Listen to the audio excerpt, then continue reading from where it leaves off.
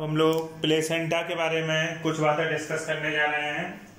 Placenta के बारे में जानिए क्या क्या बातें हमें आनी चाहिए। सबसे पहले हमने प्लेसेंटा के बारे में टर्म लिखा। प्लेसेंटा के बारे में लिखा मैंने टेम्पोररी एंडोक्राइन स्ट्रक्चर। टेम्पोररी का मतलब है आंशिक रूप से, मतलब ये ऐसा एंडोक्राइन, आपको याद होगा एंडोक्राइन ग्लैंड मैंने बोली थी। एंडोक्राइन ग्लैंड किस चीज का सेवन कर रही थी, किस चीज का सिक्रीशन कर रही थी, हार्मोन्स का कर रही थी। मैंने यहाँ पे बोला ये टेम्पोररी एंडोक्राइन ग्लैंड है, सॉरी ग्लैंड नहीं, टेम्पोररी एंडोक्राइन स्ट्रक्चर है। मतलब कि इसका हार्मोन से कोई ना कोई रिलेशन है। मतलब कि जो प्लेसेंटा होता है हार्मोन का सिक्रीशन करता है, इसलिए इसको टेम्पोररी एंडोक्राइन ग्लैंड बोलते हैं। शायद एचसीजी हार्मोन तो आपने सुना ही होगा, और जो भी हार्मोन है वो अभी हम बताएंगे। अभी पहला पॉइंट मैंने क्या बोला, टेम्पोररी एंडोक्राइन स्ट्रक्चर, पहली बात। दूसरी बात आती है, दूसरा पॉइंट मैंने क्या लिखा, made up from partially both embryo and maternal tissue. आपको याद होगा प्लेसेंटा का फॉर्मेशन शायद मैंने बताया था, डेसिडुआ बैसिलरिस प्लेसेंटा के फॉर्मेशन में हेल्प करता है। एक पॉइंट मैंने बोला था। दूसरी पॉइंट मैंने बोला कि it made up from partially from embryo and matter, मतलब कि माँ और बच्चा दोनों प्लेसेंटा के फॉर्मेशन में हेल्प कर। आपको याद आ रहा होगा जब एम्ब्रियो, याद आ रहा होगा ब्लास्टोसिस्ट का जब अटैचमेंट इम्प्लांटेशन जब हो रहा था तो आपने देखा होगा कोरियोनिक बिलाई निकली थी, याद आ रही नहीं आ रही है। तो एम्ब्रियो और माँ, मतलब माँ और बच्चा दोनों मिलकर प्लेसेंटा के फॉर्मेशन में हेल्प करते हैं। प्लेसेंटा का आखिरकार काम क्या होता है?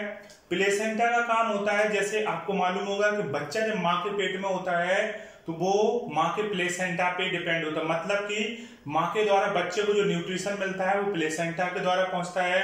चाहे कोई खराब चीज बच्चे को बाहर करनी है तो प्लेसेंटा के द्वारा, मतलब हर चीज, रेस्पिरेशन हो चाहे एक्सक्रीशन, ये सारी चीजें प्लेसेंटा पे डिपेंड होती हैं। प्लेसेंटा का फॉर्मेशन कब होता है? जब प्रेगनेंसी की शुरुआत होती है तब प्लेसेंटा का फॉर्मेशन हो जाता है, और जब बच्चे का जन्म होने वाला हो तब प्लेसेंटा डैमेज हो जाता है। तो कहीं ना कहीं ये चीजें आपको बहुत अच्छे से आनी चाहिए। एक क्वेश्चन और बनता है पीएमटी में, क्वेश्चन ये बनता है, जैसे मैं आपको बात बताऊं, 3 महीने के बाद जब प्रेगनेंसी हुई होती है 3 महीने के बाद प्लेसेंटा काम करने लगता है।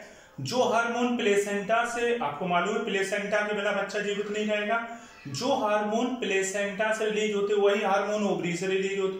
तो शुरुआत के क्वेश्चन ये बनता है कि अगर फीमेल की ओवरी निकाल दी जाए प्रेगनेंसी के 3 महीने पहले, मतलब जब प्रेगनेंसी हुआ है और 3 महीने भी नहीं हो पाए उसके पहले अगर हम कोई प्रॉब्लम आ जाए तो, और लेडीज प्रेग्नेंट है, तो अगर हम उसकी ओवरी निकाल दें उस लेडी की, तो बच्चा जिंदा रहेगा माँ के पेट में जो पल्ला है, रहेगा या नहीं रहेगा? या दूसरी कंडीशन ये होती है कि 3 महीने के बाद, ध्यान देना, शुरुआत के 3 महीने या 3 महीने के बाद, ध्यान देना, अगर ओवरी को, फीमेल की ओवरी को 3 महीने के, मतलब कि अभी जो पेट में पल रहा बच्चा भी 3 महीने का ही नहीं हुआ, मान ली 2 महीने का ही है, और माँ की ओवरी को अगर आप निकाल देते हो तो बच्चा जिंदा नहीं रहेगा, क्योंकि पहले वो ओवरी के द्वारा सिक्रेट होने वाले हार्मोन पे ही डिपेंड होता है। 3 महीने के बाद प्लेसेंटा प्रॉपर काम करने लगता है। उस 3 महीने के बाद अगर हम ओवरी को निकालते हैं तो काम कौन संभाल लेगा? प्लेसेंटा काम संभाल लेगा, और बच्चे को प्रॉपर तरीके से मेंटेन रखेगा, डेवलप होने में हेल्प करेगा। तो ध्यान देना कभी इस तरीके का क्वेश्चन आ जाए। अब बात आती है, मैंने आपको कुछ एग्जाम्पल प्लेसेंटा के बता रहा हूं, फिर मैं हार्मोन डिस्कस करूंगा। प्लेसेंटा के हार्मोन जो मैंने कुछ लिखे हैं, कोरियोनिक, मेटास्पाइडल, हीमोकोरियन और डेसिड। ये जो प्लेसेंटा होते हैं ह्यूमन के होते हैं। किसके होते हैं? आता नहीं है ये सब क्वेश्चन, हम नहीं आते हैं, पर फिर भी जान लो ये ह्यूमन के प्लेसेंटा होते हैं, ठीक है। तो इसको आप कैसे याद रखना, आप इसको ऐसे याद कर लेना, आप याद रखना कोई मिटा दे, क्या बेटा? कोई मिटा दे हमें डैडी। क्या रखना है बेटा? कोई मिटा दे हमें डैडी। क्या रखना है? कोई मिटा दे हमें डैडी। तो कोई मतलब क्या हो जाए? कोरियोनिक, मिटा दे मतलब मेटास्पाइडल, हमें मतलब हीमोकोरियन, और डैडी मतलब डेसिड। तो कोई मिटा दे हमें डैडी किसका है? प्लेसेंटा। ह्यूमन में इस टाइप के प्लेसेंटा पाए जाते हैं। फिर एक प्लेसेंटा होता है सिंडेस्मोकोरियल, या एक होता है कोटिलेडनस। ये दोनों प्लेसेंटा जो होते हैं पालतू जानवर, कैटल्स में देखिए, कैटल्स का मतलब है गाय हो गई, बकरी हो गई, है ना, भेड़ हो गई।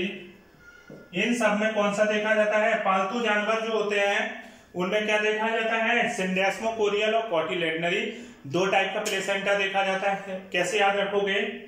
सिंडेस्मो से ऐसा नहीं लगता है, सिंडेस्मो मतलब सीधा साधा, सिंडेस्मो मतलब सीधा साधा। तो गाय कैसी होती है? गाय या पालतू जानवर क्यों पालतू है? क्योंकि ये सीधे साधे हैं। तो आप याद रखना सिंडेस्मो नाम से किसकी याद आएगी, गाय की या पालतू जानवर की। सीधे साधे होते इसलिए इसमें सिंडेस्मो कोरियल होगा। दूसरा मैंने बोला कॉटिलैंडरी, कॉटी से याद लगना काटा जाना, कॉटी से क्या करना काटा जाना। काटा किसको जाता है, सिंपल सी बात है मांस के लिए, गाय बकरी। अब गाय का भी कहीं कहीं लोग मांस खाते हैं, हिंदू संस्कृति में तो ऐसा नहीं है, गलत चीज है, मगर कहीं कहीं लोग खाते भी। या आप उसमें देखिए बकरी वगैरह का मीट खाई रहे हैं लोग, तो कहीं ना कहीं पालतू जानवरों को लोग मांस के लिए भी यूज करते हैं। सीधा सीधा बात ये जान लो। तो कॉटी मतलब काटा जाना, तो काटा जाना, तो कॉटिलैंडरी से याद रखना है आपको, काटा जाना। काटा किसको जाता है, गाय बकरी वगैरह को। तो कॉटिलैंडरी प्लेसेंटा किसका होगा, पालतू जानवर का। उसके बाद है एंडोथीलियम। एंडोथीलियम जो प्लेसेंटा होता है ये होता है कार्निवोरस एनिमल्स का। किसका होता है, कार्निवोरस एनिमल्स। कार्निवोरस एनिमल्स का मतलब क्या है, जैसे कि शेर हो गया, चीता हो गया, इन सब में कौन सा प्लेसेंटा है, एंडोथीलियम। इसको कैसे याद रखोगे, एंडोथीलियम प्लेसेंटा का मतलब है, देखो यार शेर को अगर आप देखो, कभी शेर को ऐसे देखे हो कि पता चला सड़क पर टहलता हुआ शेर चला जा रहा है, तुम कह रहे हो हाथ करके और भाई कहाँ जा रहे हो, कहाँ से घूम के आ रहे हो, ऐसा कभी होता है? ऐसा तो नहीं सड़क पे खुलेआम कार्निवोरस एनिमल्स जो होते हैं वो खुलेआम सड़क पे घूम रहे हैं, ऐसा नहीं होता है ना।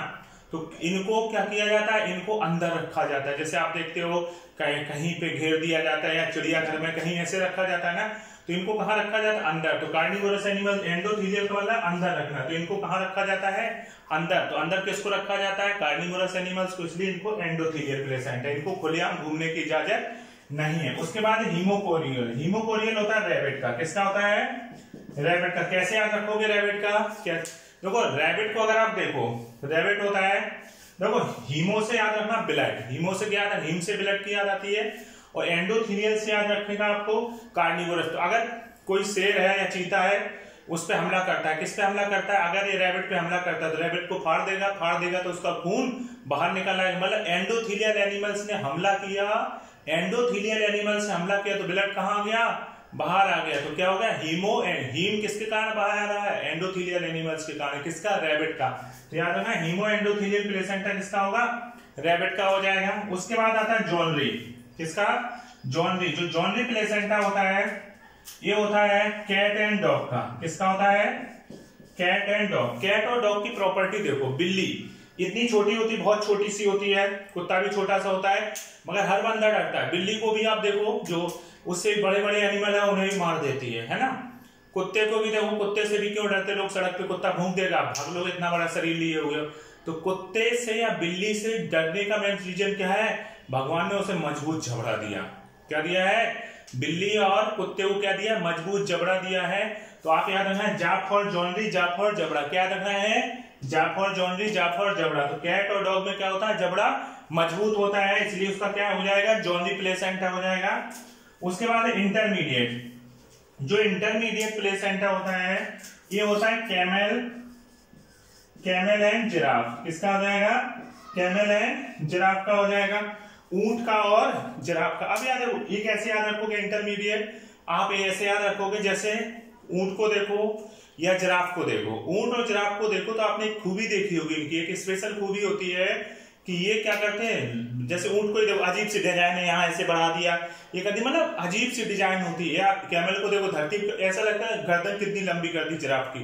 ऊंट और जिराफ को देखो तो ऐसा लगता है रहते तो ये धरती पे है मगर ये आसमान से टच होना चाहते। मतलब कि ऊंट और जिराफ जो होता है कहीं ना कहीं ऐसा लगता है जैसे कि आसमान और धरती के बीच की कनेक्टिंग लिंक है, या इन दोनों के वो इंटरमीडिएट है। तो कैसे याद रखोगे, इंटरमीडिएट कौन हो जाए, कैमल और जिराफ। इसके बाद ये जो प्लेसेंटा होता है ये किसका होता है, पिग का होता है। तो ये याद कर लेना। फिर हम लोग अब हार्मोन्स वगैरह इसका डिस्कस करते हैं। ये चीज समझ में आई, देखो अच्छे से क्लियर हो गई बेटा, कोई दिक्कत तो नहीं ना, ओके।